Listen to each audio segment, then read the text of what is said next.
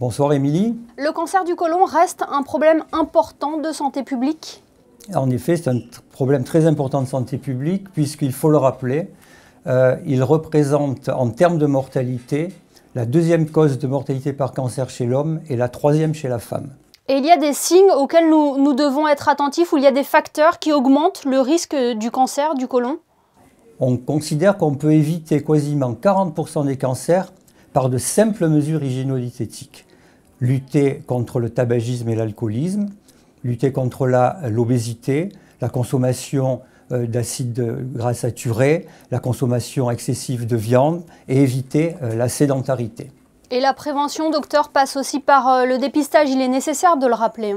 Particulièrement le cancer colorectal, il dispose d'un test de dépistage, ce qui permet d'ailleurs de réaliser ce qu'on appelle un dépistage organisé. Et ce test est d'une réalisation extrêmement simple et permettrait d'éviter, là encore, un certain nombre de cancers. Comment se déroule cet examen, docteur? La population cible du dépistage va recevoir une lettre d'invitation par le Centre monégasque de dépistage et va pouvoir venir chercher son kit de dépistage soit au Centre monégasque de dépistage où nous sommes actuellement, soit chez son médecin traitant, soit dans le cadre de la médecine du travail lorsqu'ils font l'objet d'une convocation. Alors ce kit de dépistage, il comprend trois choses. Tout d'abord, un mode d'emploi. Deuxièmement, la partie recueil de la selle qui s'incorpore très facilement sur votre cuvette habituelle, qui va permettre de recueillir sans contamination la selle. Et le troisième, il s'agit d'un petit écouvillon avec lequel vous allez gratter très superficiellement la selle.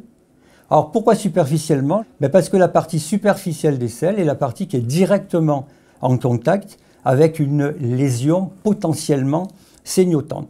Lorsque vous avez recueilli sur l'écouvillon l'échantillon, vous le remettez dans la petite boîte réservée à cet effet, vous remuez et vous renvoyez tout ça par la poste, c'est gratuit, vous le mettez dans une boîte postale ou vous le ramenez au Centre monégasque de dépistage au choix. Et à partir de quel âge il est conseillé de faire cet examen?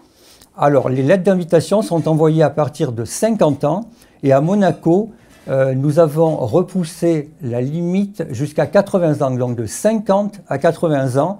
Je rappelle qu'en France, le programme de dépistage, c'est de 50 à 74 ans.